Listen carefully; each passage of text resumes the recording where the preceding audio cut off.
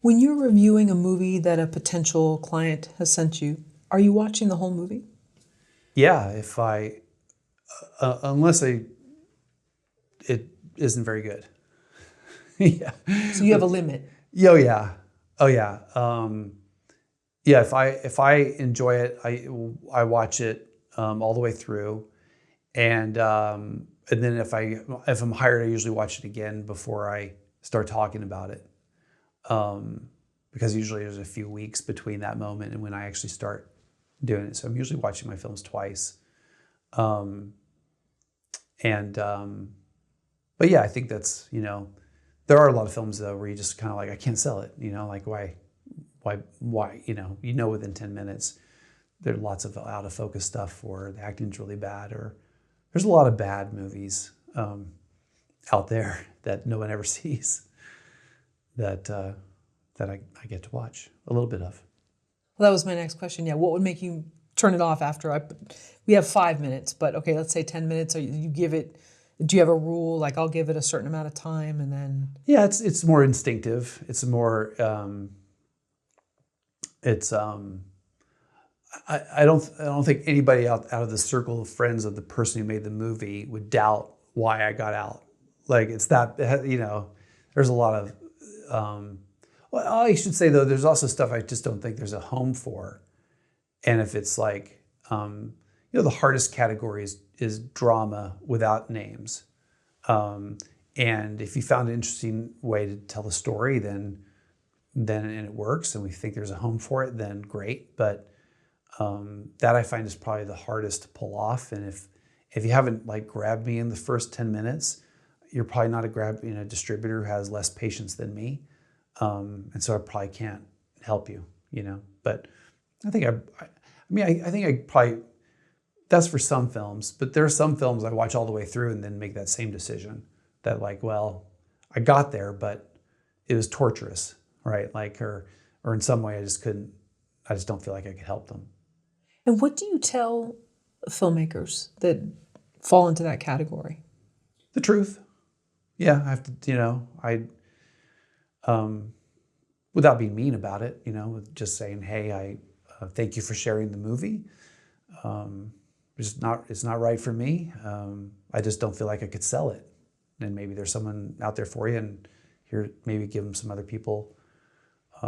There's a website out there with a bunch of producer reps on it, and I usually say, hey, check out that, and maybe there's another way for you. And some people are also very nice. Also, especially if they're very nice people, and they made a bad movie, that's really hard. And so I'll even get on the phone with them and talk to them about self-distribution and what they maybe could do, themselves that might be the best option, because I don't think that there's a distributor who would take it on. So I'll have that conversation with people once in a while. Are there individuals who will fight you on it and say you didn't give it a chance, or they'll kind of like negate your issues that you have with it? Yeah, but not often. Yeah, there have been. Get all types of people, for sure. I've had some movies I've watched, a couple movies, because I've watched thousands of movies. I had a couple movies where I watched the film and I really wondered about the sanity of the person who made the movie. Not in a good way, like Eraserhead or something like that, but in a really disturbing, like, what is this weird thing that someone sent me? And I don't want to talk to them at all. That's happened a couple times, but that's pretty, and I've had I've had a few people who are like, who make the pitch that like, this is better than you think. I'm like, well, then I'm sure you'll find a home. Is it hard for you to tell people no? No, I am. It's part of the job, I think. I think it's to be honest. And my mission in general is to help filmmakers get the best possible distribution. And if I extend that to everyone, even to not my clients, and the best message for them is you should distribute this yourself, because I don't think a distributor will take it on. I think I've got an obligation to share that message. And it's actually easier than saying, oh, it's really good, but I don't know how to make stuff up. I wouldn't know how to fake that.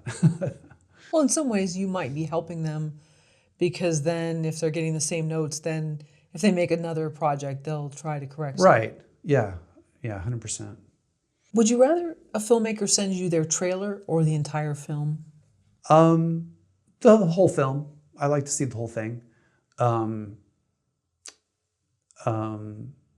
Usually, almost, I don't know if I've ever turned a film down off of a trailer. I don't think I have.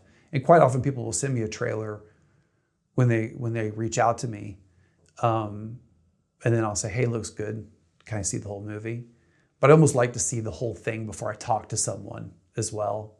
So I get a feeling for what they have.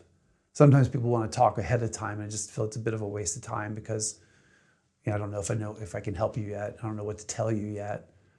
And then it becomes just a free tutorial, like about the business. I don't mind that, but I prefer it to be afterward. Let's do it in one shot rather than several. So, do you have a preferred method for watching something, or do you have it just playing on another screen? I throw up. Most people send Vimeo links, and I usually throw them up on my big screen TV to watch them. I have a little quirk in that I like to, when I go to buyers with films, if we're not pushing them to a theater, it's South by Southwest, or if we're just sharing it with them directly, there are some distributors I like to send a Blu-ray as opposed to a Vimeo link. Not all of them will do it. Some would prefer the Vimeo link. But there are some that are open to getting my Blu-ray, and then I prefer that a little bit because I'm forcing them to watch it on something bigger than their phone, because I know some of them do.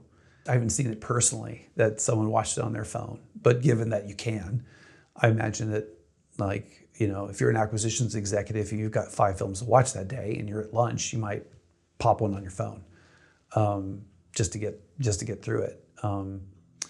And then, that's not the most illegitimate thing to do, given that if you're a straight to digital distributor, there's lots of people watching these things on small screens. So they may feel like they can, but I just feel like in general, if I'm trying to get someone to take on a movie, I'm usually trying to encourage them to watch it on something bigger, just so they have a better experience than something like an iPad, You mentioned that you occasionally will watch a string of bad movies here and there. How many movies do you feel like you have to go through to get to one that really piques your interest? It's probably, first of all, a number of clients come to me from referrals, either from agencies because they think, hey, it's too small for us, and they recommend me. And they usually don't recommend me unless it's someone they think there's a possibility of me taking it on. And I get referrals from just kind of being out there in the world for a long time. And so the referral, the rate of which I take films on for referrals is quite high, because those have been curated to a certain degree. But from the cold ones, the ones that come in cold to me, I probably have to watch 10 to find one that I feel like I can work on. It's about that ratio. How do you handle it when a producer comes to you and they expect to make, let's say, $1 million off a film with a $500,000 budget? So I'm always measuring expectations with potential clients, because I don't really want to work with someone that expects something that's not going to happen, especially if they're going to blame me for it after the fact, right? Like, hey, I told you I needed to get $1 million and you didn't get $1 million. So I'm always very careful to kind of explain how much films in general make in the marketplace, what the percentage chances are for getting a deal with a streamer, what the percentage chances are for getting with one of these all rights distributors and what they do. And then even once you get that deal, because it's never 100% because it's subjective and we don't know, then here's the range of revenue you could potentially get, and they have to be comfortable with that. because I'm going to tell them what the range of revenue is. And so usually there have been cases where it got past me and I didn't, like somehow we didn't communicate about the number that they thought they were going to get. And then after the fact, they're like, I thought this would make this. And I'm like, I don't know how you would have thought that. We went through all this, discussion about why that's not possible. And like you said, some people just harbor that thing in the back of the mind. Well, mine will be different. I don't care what he's saying, and he's still going to do a good job and still make me money. But then but I try not to get in those situations. Is there a litmus test that you have for expectations, or you can just try to be as clear as you can? You have your own contracts, you have emails, and yeah, I mean, usually I upfront am asking them where what their goals are and what their hopes are. I'd say most people come off with pretty reasonable hopes. It's pretty unusual for someone to be pretty, like, oh, this is for Netflix, and just knowing that and being totally wrong. That's unusual. Most people have, I find, a certain level of education of the business that they know that it's not, they know what it is to a certain degree. So I'm helped a little bit by that, but I definitely, that's part of the conversation every single time. I make it a part of the conversation. It's part of what when we're emailing back and forth to start, that's part of my questionnaire is like, what are your expectations? What do you hope for? Or the distributor also usually ask, are there any distributors you don't like? To get out from them the prejudices that they might have from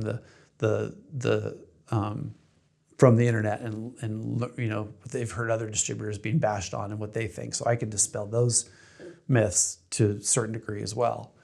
But yeah, I have to feel like the client isn't crazy, and I have to feel like they've got hopes but reasonable expectations at the same time. I like that. So you have a questionnaire with like 20 questions or so? Not even 20. Like 5 questions. Oh, I see. Okay. And there's more things come out of that, but yeah, the basic ones are, what are your expectations for the film? What are there distributors you're specifically hoping for? Are there any distributors you particularly don't want to be with? What are your festival aspirations? Those are the main ones. Has there ever been a situation where you absolutely love the film, but you've decided not to take it on? No. If I love a film, I want to take it on, period. Even if I think it's going to be hard. Even if I think it's not likely to get distribution, as long as the filmmaker understands that it's not likely to get distribution, and I'm going to work as hard as I can to get it distribution. That being said, I don't come across any films that I don't think can get a certain level of distribution. Like for me, I really don't work on films unless it's going to get a deal with an all rights distributor that will do it properly and get it on the various digital platforms. I may love it and hope that it gets better than that in a theatrical or a Netflix deal, something bigger, but not think it's going to, but the odds are against it. But I just need the filmmaker to be clear about that. But if I think a film isn't going to get, I don't know that I've ever seen a film that I loved that I didn't think would get at least that level of distribution. I don't think that's happened.